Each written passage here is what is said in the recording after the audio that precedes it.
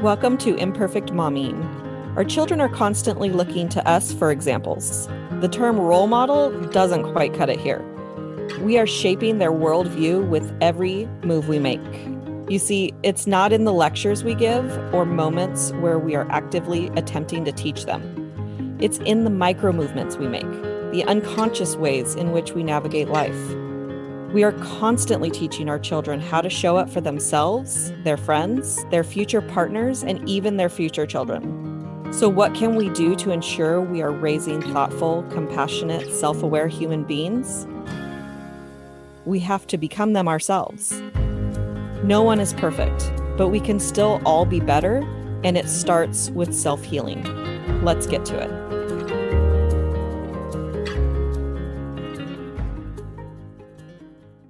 Welcome back to Imperfect Momming, and we have a very special guest today, Chrissy Boyce. Welcome to Imperfect Momming. Thank you. I'm happy to be here. Awesome. So tell us a little bit about who you are and what you do. Well, my name is Chrissy Boyce, and in addition to being a wife and mother of 2 adult children and grandmother of 2 beautiful babies, I am a life coach. My business is called Mind Clarity Coaching, and I help people clean up their heads, clean up that headspace the way you would clean up your house. I love that because the mind is a very special or very scary place to go by yourself. Yes, it is. And when you don't know what's going on, it can just run your life for you. Absolutely. And I do want to comment on how you introduced yourself as well, that you, in addition to I'm a mom and a wife and a grandma of 2 beautiful babies, like that a lot of times, not every single one of my guests, but a lot of the times my guests will say, well, this is what I do. And as you were saying that, I was like, I do ask, who are you? And what do you do? So I thought that was a little bit interesting that that it caught my attention today. Whereas I know other people have said both, but it didn't catch my attention. So that's what's on my mind today, apparently. Cool. So let's talk about cleaning up our mind. I think that that's the super important thing in parenting, which is, essentially the basis of the podcast is like self-improvement, and cleaning up your mind is an aspect of self-improvement. So Absolutely. Tell us a little bit about how you arrived in this field. Well, the thing that made me really want to be a life coach was when I was introduced to life coaching myself, when I was able to have a life coach. And I spent my life devoting myself. I was a single mom for a really long time. And so I worked a lot of hours to make sure that they had everything that they needed. And then I got married, and my husband was in the military. Well, first he was in college, and so I helped support him through college, and then we were in the military, so we were moving around. So I never really got the opportunity to go to school and get a degree. And when I did, I finally got to go to college. I was only able to do 1 year. And then we started moving around, and things just became a little bit overwhelming. And so I devoted my life to my family. And so when I saw life coaching, I was like, oh my gosh, this is what I want to do. I want to help people. And when I went to get my certification, the biggest thing I struggled with is, well, who's your client? Who do you want to coach? I was like, well, I want to coach everyone. They're like, no, you need to be specific, And so really what helped me was I have a very analytical brain. When I worked jobs, I was very analytical, and I always worked with numbers. And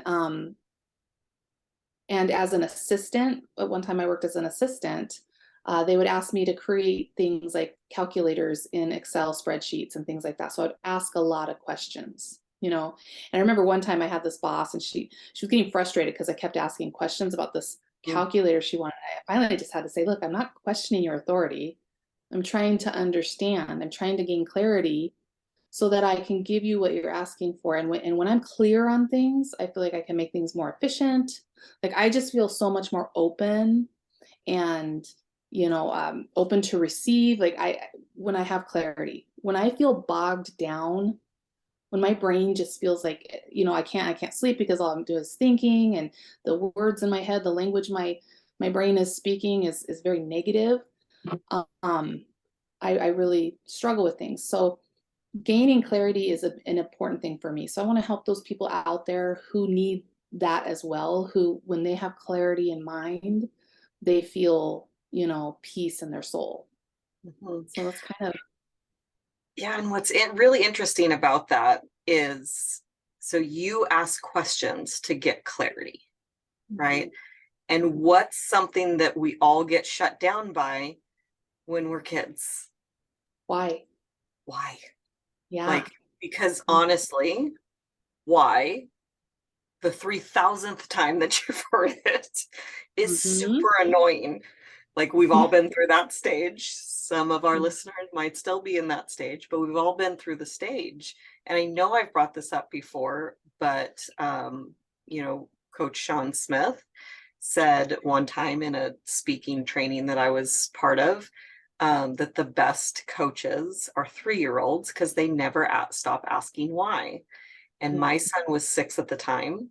And I was like, well, my son still asks why for everything. And his response like hit me to my core. He said, good. That means you haven't shut him down yet. Mm.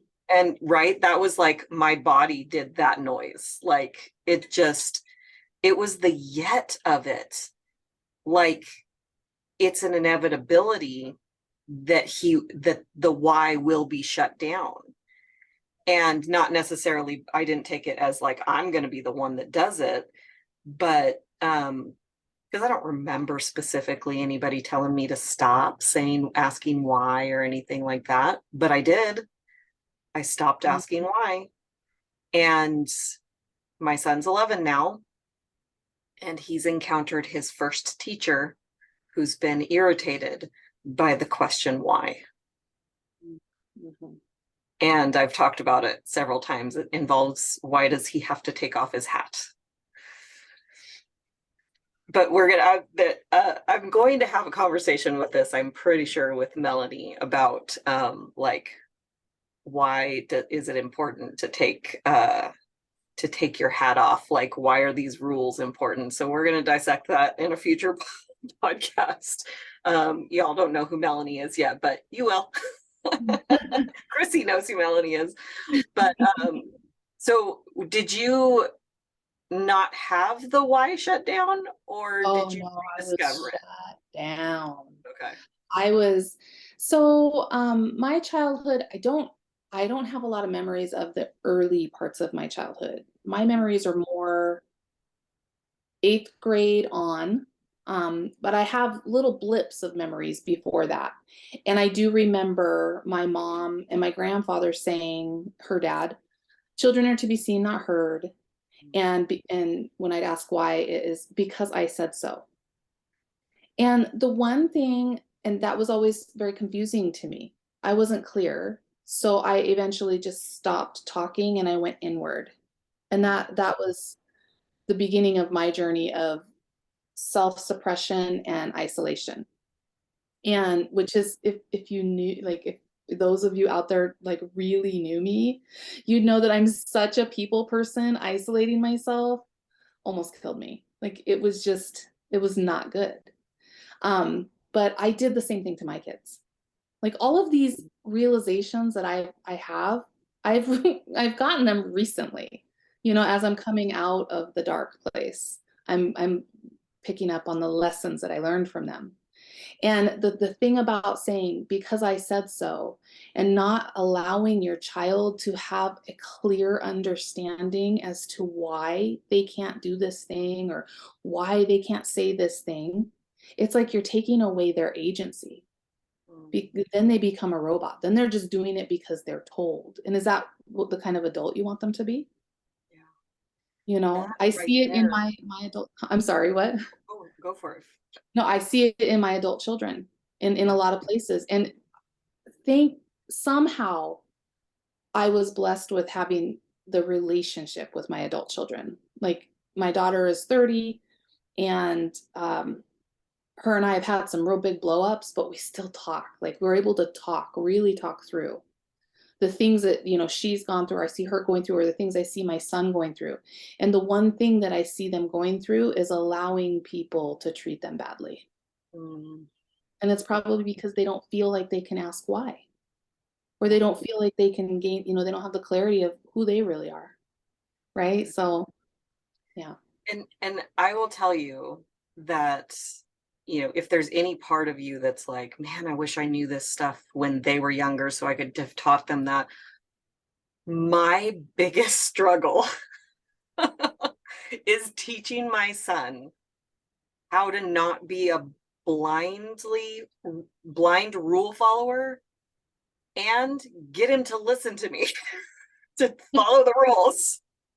Because I was a blind rule follower.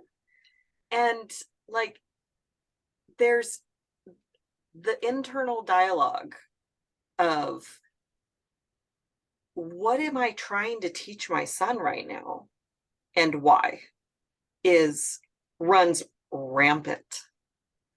Like this situation with the teacher, like the teacher thought that the word why was disrespectful. I'm assuming. I didn't actually talk to the teacher. I got a little more information about why the teacher was frustrated by the hat specifically, but he was frustrated by the hat and took it out on the child who was asking an honest question because he'd never been told to take the hat off. Mm-hmm. Versus there were other kids that had been told all year long, take your hat off in the classroom, and they weren't listening. Mm-hmm. You know, so like there's this frustration anyway. Like, so when I'm teaching him stuff like, you've got to listen to me because you can't constantly argue with your boss because you're going to get fired. Well, I'm an entrepreneur.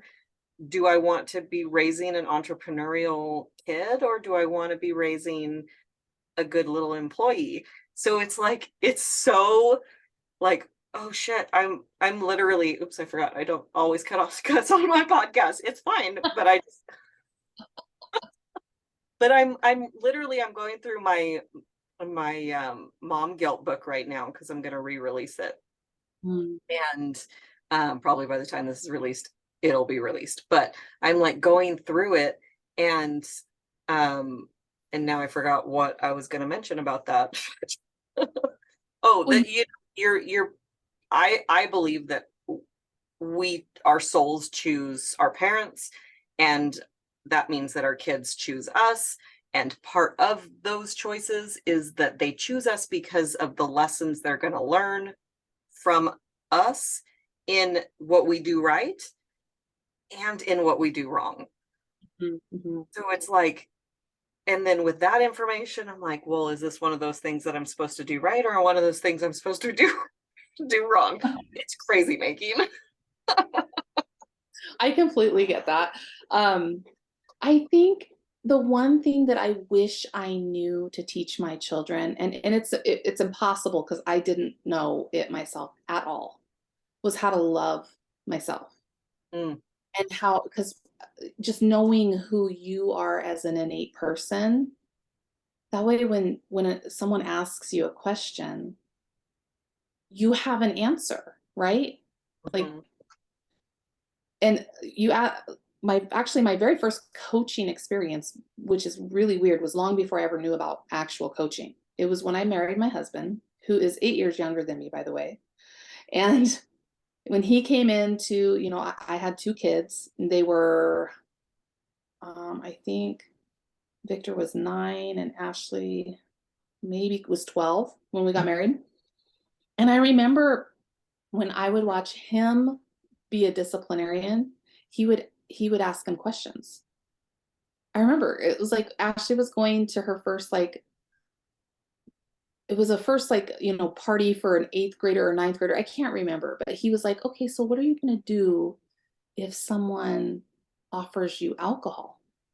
And it blew me away, because no one ever asked me questions growing up. Nobody ever asked me for, like, okay, what would I do? They just told me what to do, right? My teachers, because that's what they were taught. My, relatives, friends, no one ever tried to seek out what was in me. And so that's why I think of, like, with kids, no matter what, the lessons are going to get learned, right? Like, they're going to learn something, whether it's positive or negative. But I feel like, going back to what you said, how do I teach them to be not a blind follower, but still listen to me? And I think it's ask questions. Yeah.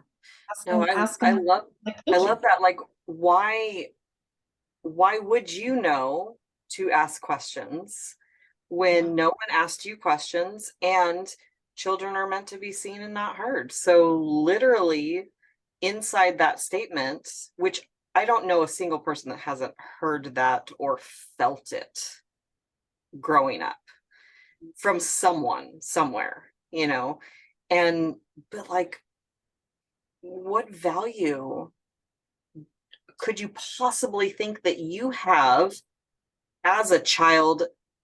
And then, like, I don't know about you, I'm 40 years old. I don't feel like I'm an adult. Do you feel like an adult? Oh gosh, Except for no, all the responsibility that we have no, to take care of. Like, no. so No one ever with believes my age, and I always tell them it's because I am so immature. Forget about how I look. I'm just super immature. no, you look young and beautiful, and that's part of it. But maybe because you still have the childlike glow too. But like, I remember I've seen memes that are like, that moment when you're looking around for the adult to come solve the problem and you realize that you're the adult. It's like, I have that on the daily. Like, I went to a birthday party for one of Xander's friends, and I was talking to the husband who was the dad of one of the kids, that, like, I'm friends with the mom and I'd never even met the husband before, and she wasn't there. So I'm talking to him, and they're older than me by, 5 or 10 years. But I was talking to him, and it just hit me, like, we're peers. We're equals. There's but I'm looking at him like he's the dad. Mm-hmm. It was this, like, I was today years old when I realized that I'm an adult. It was one of those moments, like, this is a huge problem. Kids are to be seen and not heard, Yeah, because they're taught not especially to when it's express themselves. coupled with, we're not taught how to be individuals and how to discover ourselves and how to know what our identity is. And trust themselves. And trust themselves. Like, this is a conversation that I've been having on Facebook, and it actually kind of scared me. One of the responses that I got to one of my posts was like, she said, everybody is making it so complicated, which I agree with. We are making it complicated. And like she said, you're born male or female, and that's part of your identity. And then you're a kid, and then you're a toddler, and then you're a teen, and then you're an adult. And I'm like, oh, but I had an identity that I was a wife and a good mom because I was a wife and we were a family. And then when I was no longer a wife anymore, I lost the identity. My whole world was wrapped up in, I'm a wife and a mom and a good mom, not just a mom. I was a good mom. And once I was not a wife, I was no longer a good mom. And so now I'm not either of those things. I don't know who I am. I lost all of the things that were attached to those things.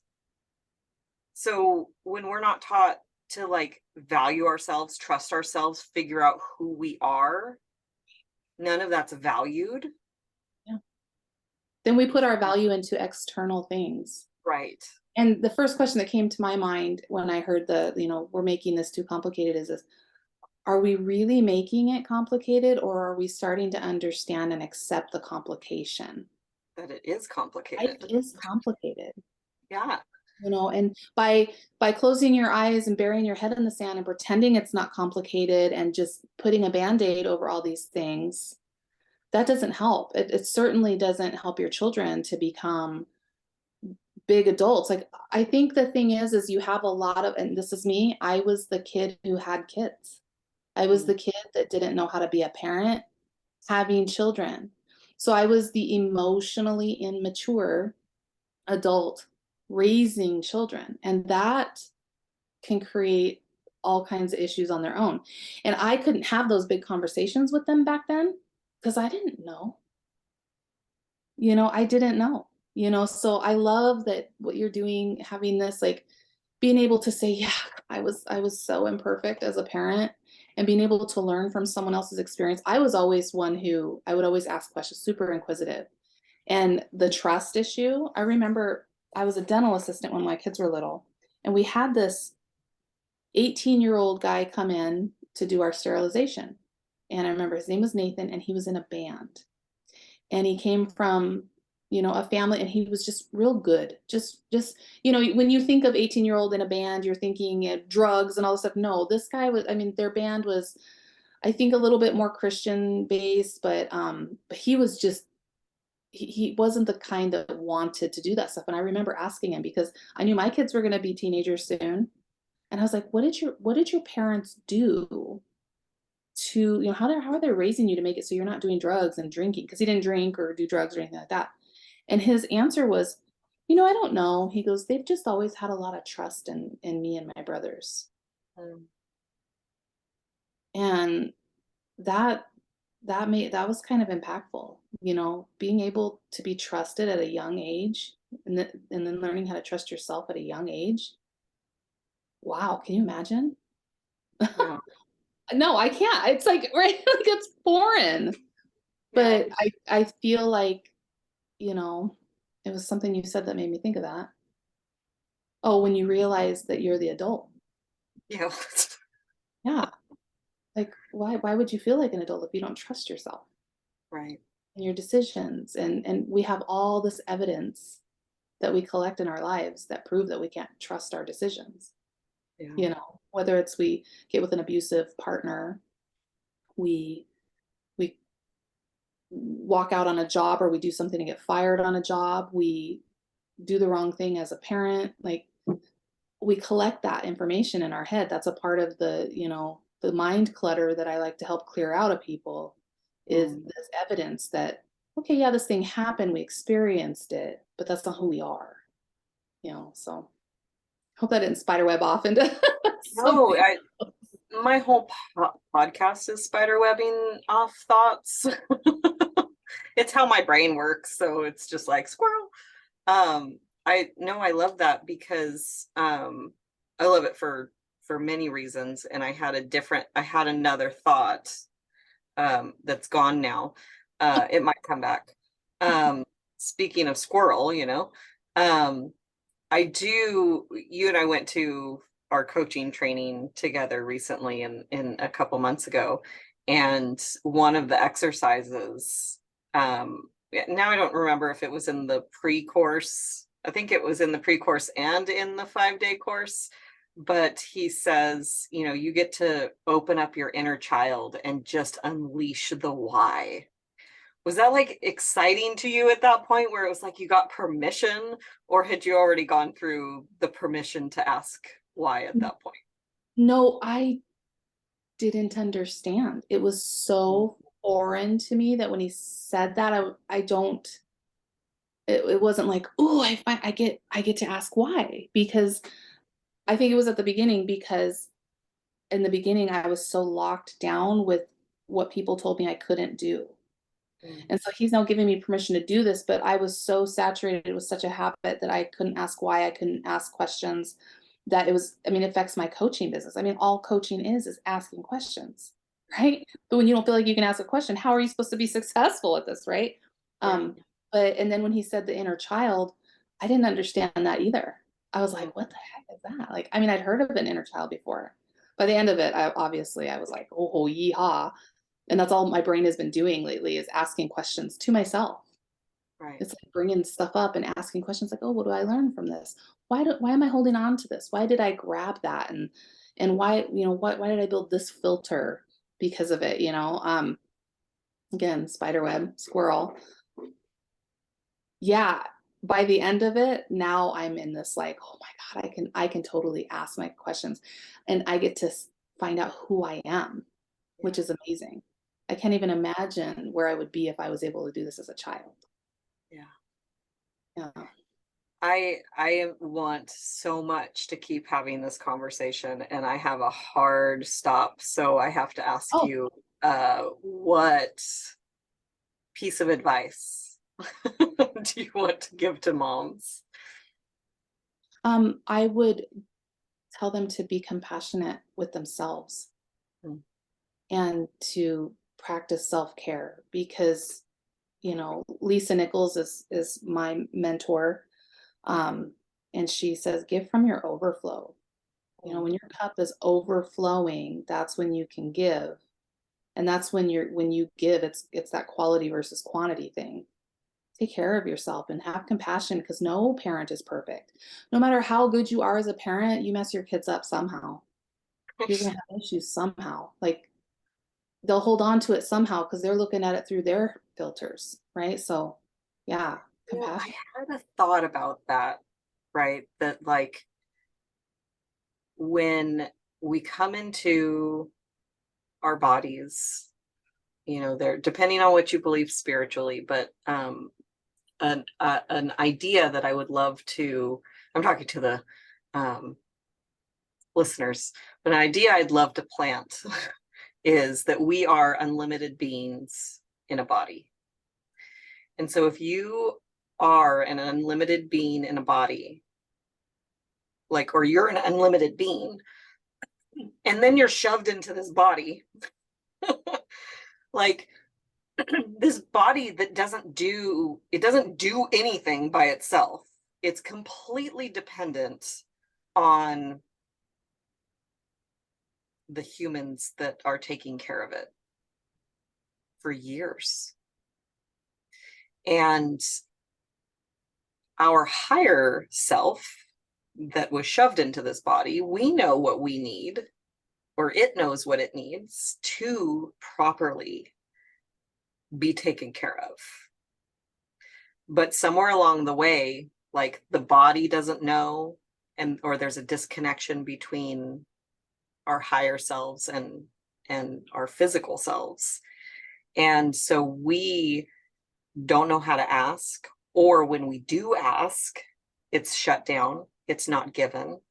And so like I'm literally just like talking out loud some of the thoughts that I've had. Like, of course, our human parents who long since forgot that we're unlimited beings don't know how to properly care for us and give us all the things that we need and teach us all the things that we need, because they weren't given those things that they needed, and so on and so forth. And I've said this, I think, on the podcast before, that like we're just imperfect humans who were raised by imperfect humans who are now raising imperfect humans. And that's where the compassion comes in. I love that. Yeah. That got deep. I go deep. So tell me a book. Oh, I mean, it fits right in, but it's The Mastery of Love by Don Miguel Ruiz. He's the author of The Four Agreements. And this book has gotten me, it's gotten my husband, it's gotten my daughter through some pretty dark times. And it just teaches you all about love and how to love yourself too, especially. So yeah. Great. I love that. Hopefully it's not like step one, do this, step two, do this. Not, and it's such a quick read and so well, for me it is. I'm just not a reader.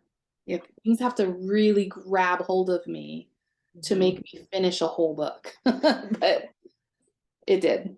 Speaking of not a quick reader, I have to give a shout out to Xander because today's the last day of school, and that's why I have a hard stop because I have to pick him up. But if our conversation feels incomplete, I'll just have you come back and we'll do another one, you know? I very much enjoyed this. I couldn't believe that much time had passed already. That's I know, crazy. right? It like literally it flew by. I was like, I thought that, okay. I know we had a lot of technical difficulties, but thank you, Zoom. But shout out to my kid who read not only all 7 Harry Potter books this year, but he also read, I think, 5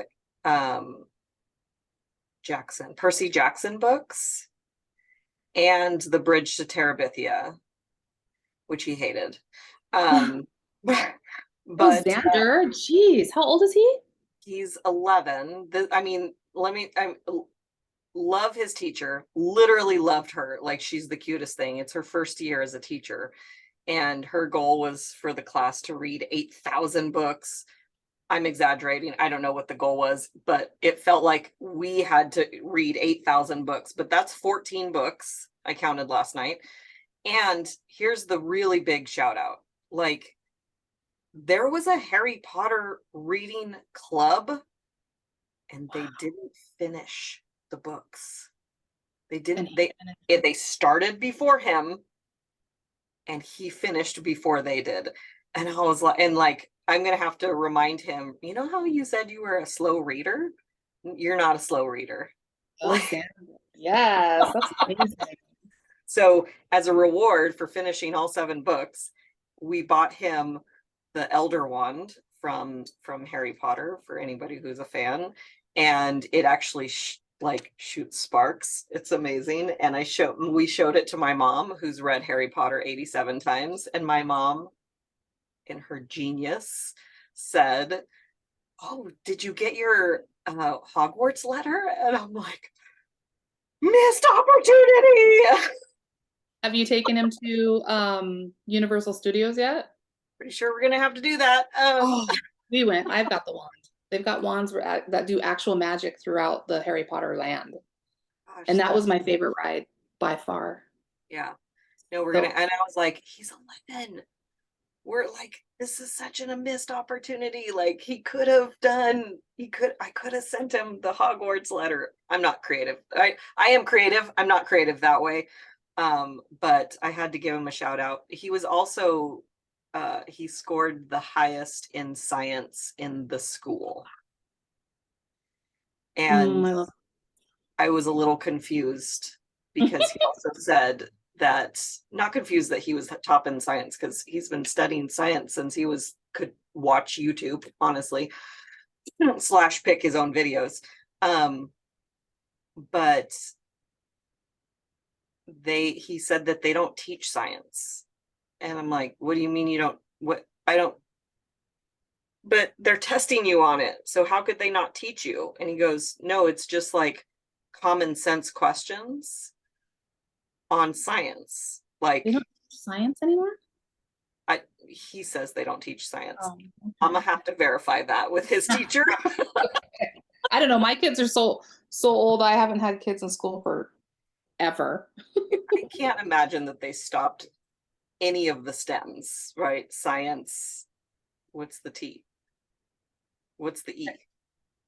Wait, those are STEM. See, I don't even know about that. I mean, is it trigonometry or? Right. Well, elements? It's like STEM is math and science and reading and something like, I should know because my kid's currently I didn't finish school, so I don't know. I'm an expert at resiliency and perseverance, and that's my life. Make up your own STEM and resiliency needs to be one of them, but that's not even one of the letters of STEM. The only reason I know about STEM is because on TikTok in China, where TikTok is originated, they only let their videos be STEM videos. which is science and math and educate. Like, I don't know what ETE is. I feel like I need to, since we're talking about it, I need to Google it. But